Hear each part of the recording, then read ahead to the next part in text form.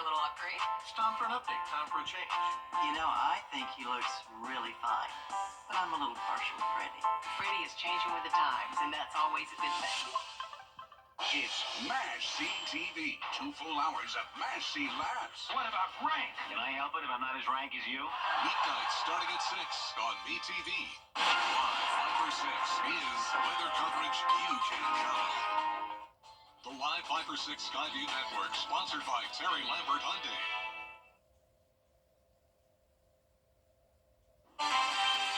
'This month was unusually cold. It is, in fact, the 6th coldest on record, and it's only going to get colder next week. I'll let you know just how low those temperatures will go coming up. Right now on News Channel 6 at 4, tragedy in a local town. 2 young men dead after a fishing trip ends in a boating accident. What we know so far. Plus, big plans for Georgia. Governor Kemp's State of the State address reveals his legislative agenda. We'll break it down coming up. And disaster relief trucks still dominate Augusta's roads. Can the cleanup wrap up before the Masters? Your News at 4 starts now. Live from Television Park, this is WJBF News Channel 6 at 4.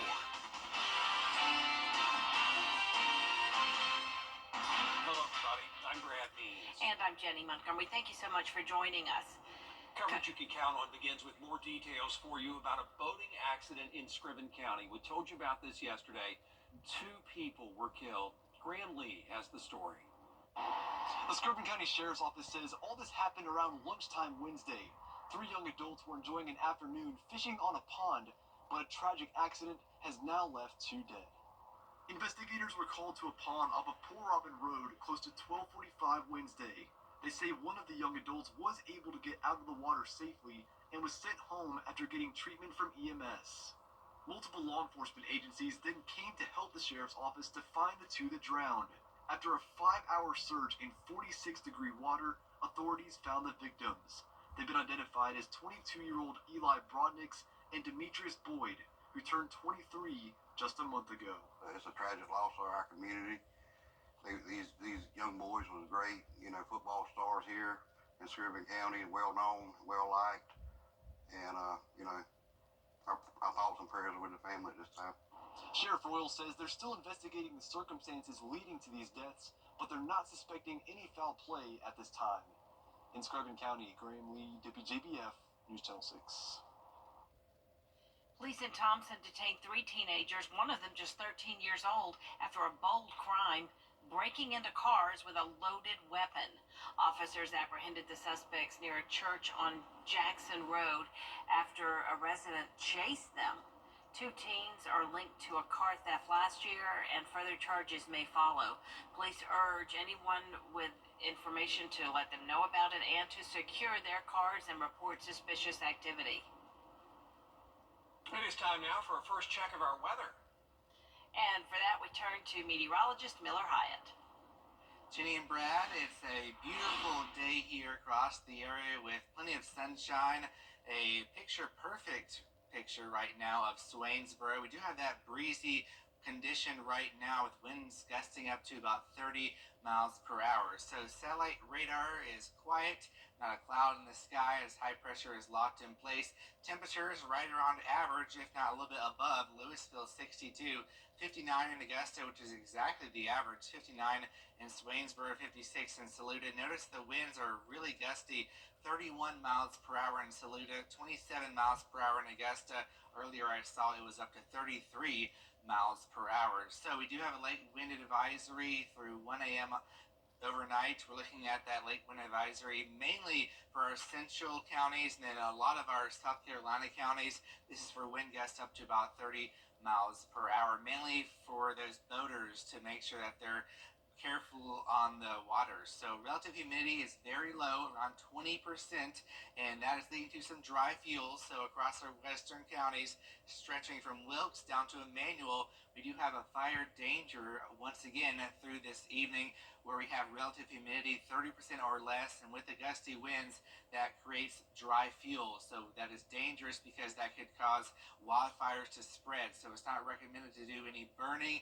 If you do plan on doing any burning, please consult with local officials. So for this evening, we're going to start to get pretty chilly once that sun sets down to the 40s by the time we get towards 7 p.m. And then tomorrow morning, not as cold as this morning, but still pretty cold. You'll probably want to have the kids bundle up, 32 degrees, but then warming up nicely to near 60 degrees. And then going into the rest of the evening, we'll be going down to around 49 degrees.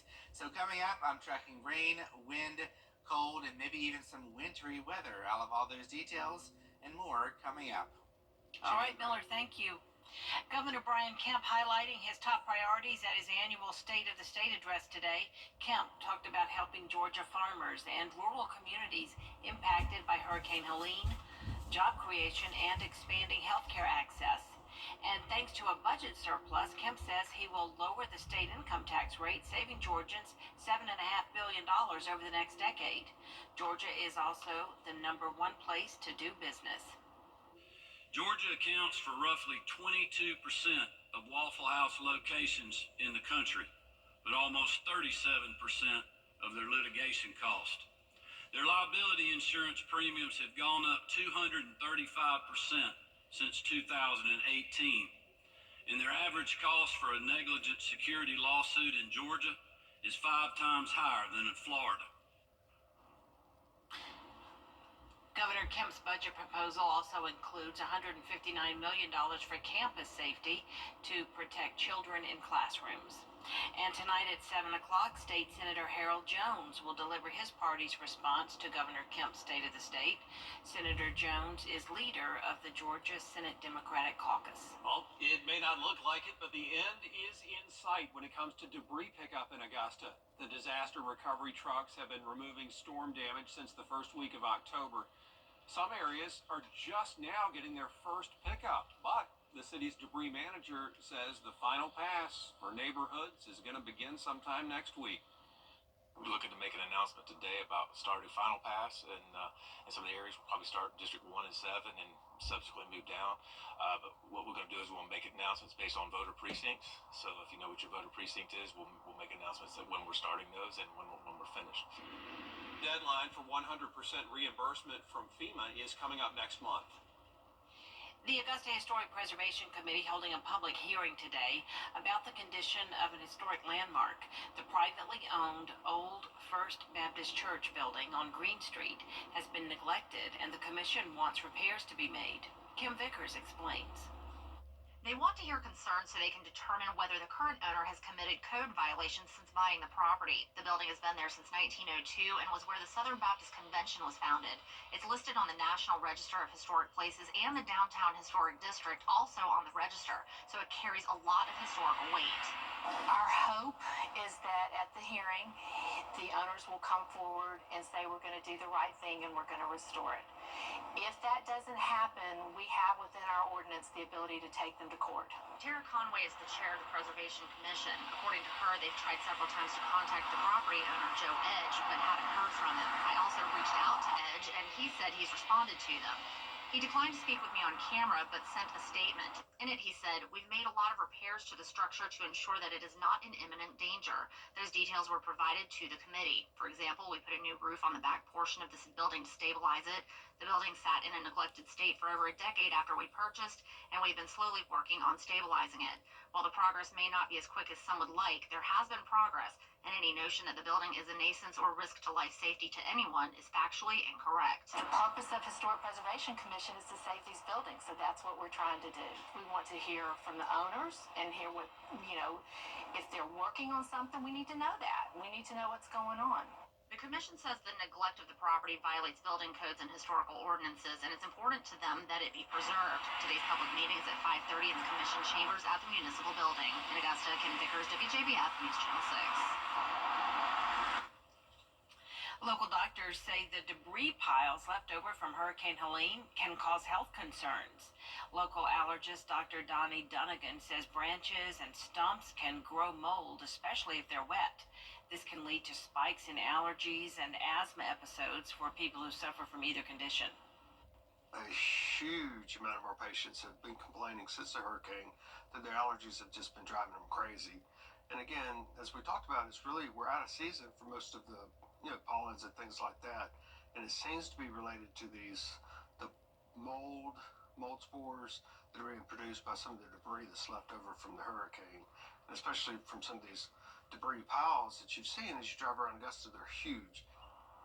The Savannah Riverkeeper echoes the same concerns the debris piles have on people's health and the environment. We'll have the full story coming up on News Channel 6 at 7. One of the biggest stories recently in South Carolina was the mystery $1.8 billion reported to be found in a state account. After months of investigations and testimonies, a financial consulting firm's report shows the reported error, again, $1.8 billion, never fully existed. The forensic accounting report shows $245 million was the only reportable investable cash. The other $1.6 billion was accounting errors. So the treasurer says that the state has tracked and all its money is safe in the bank, and that's true. All the money, all the real money is safe in a bank or multiple banks. But the Loftus dollars that never existed, well, they're not safe because they never existed. Governor McMaster says he's confident the recommendations will be embraced by the parties and the General Assembly. Are you feeding your pet the right food? Well, experts reveal common mistakes and what our furry friends actually need. As News Channel 6 at 4 continues. Snow lovers in luck? Possibly. I'm tracking a potential low-pressure system that could bring us some snow showers next week. A lot of details coming up in the forecast. People care. The holidays aren't just about a place, it's about the feeling of home. At the Augustan, we believe in making your holidays magical. Whether you're starting new traditions or carrying on old ones, there's a place for you here. Live the warmth, love the community, celebrate the holidays at the Augustan. Schedule a tour today and discover the magic of home at the Augustan.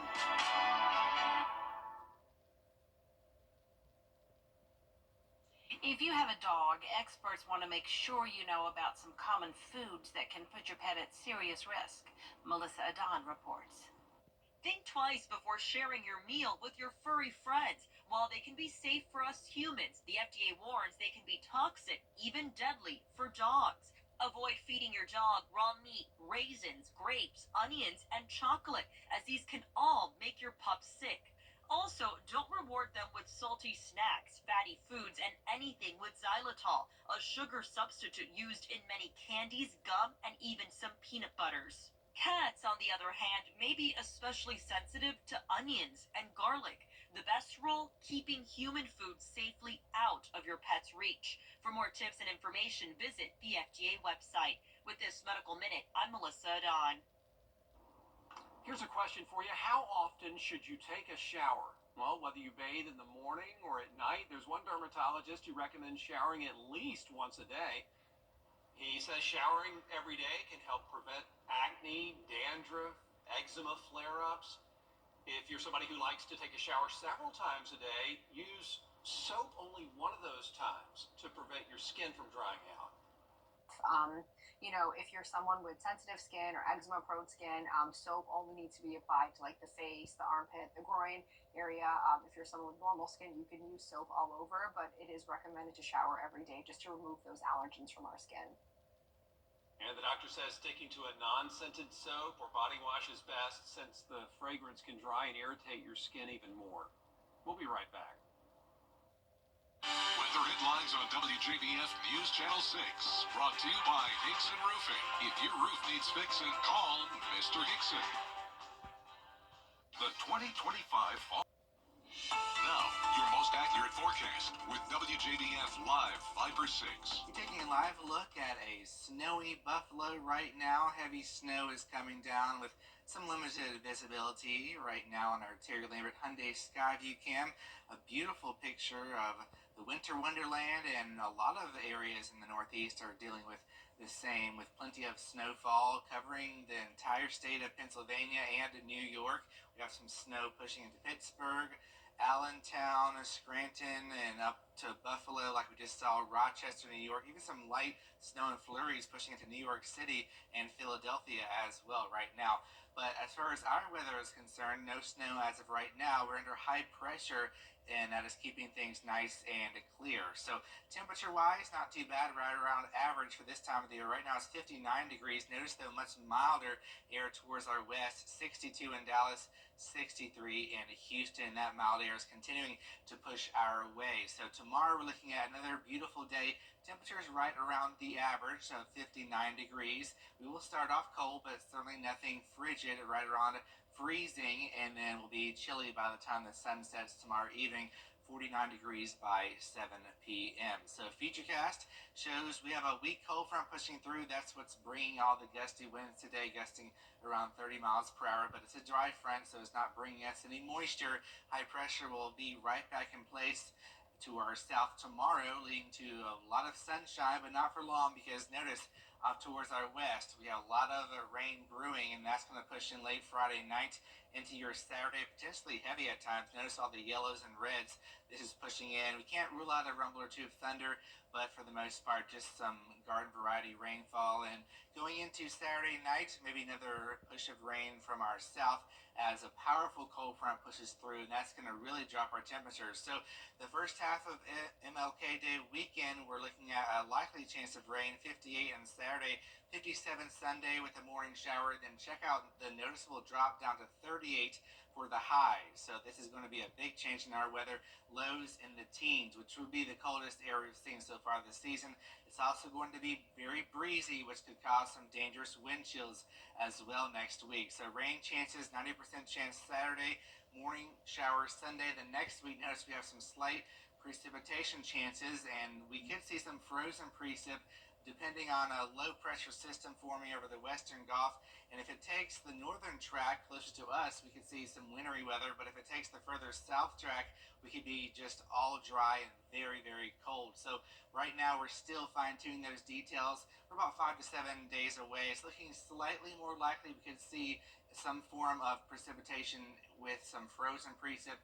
Of course, we'll be continuing to fine-tune the forecast, but the biggest story, the most likely thing we're going to be seeing is this major cool down. Highs will be in the mid to upper 30s, lows in the teens, with some dangerous wind chills at nighttime. Of course, we'll be watching that wintry mix possible through the middle of next week as well. All right, a lot going on there for sure. Miller, thank you. Appreciate it. New heights for Blue Origin. The other new Glenn rocket making history with a groundbreaking satellite launch. Details ahead. BNK Great Again pay month on the Toyota Camry. Toyota. Let's go places. New heights for Blue Origin as their newest rocket makes history. Blue Origin successfully launched its new 320-foot Glenn rocket, named after astronaut John Glenn, in the wee hours Thursday morning, carrying an experimental satellite platform to orbit. The rocket, funded by Jeff Bezos, is designed for future missions to space and even the moon. And there is a lot more coverage you can count on next at 4:30. Including a possible setback to the ceasefire and hostage deal to end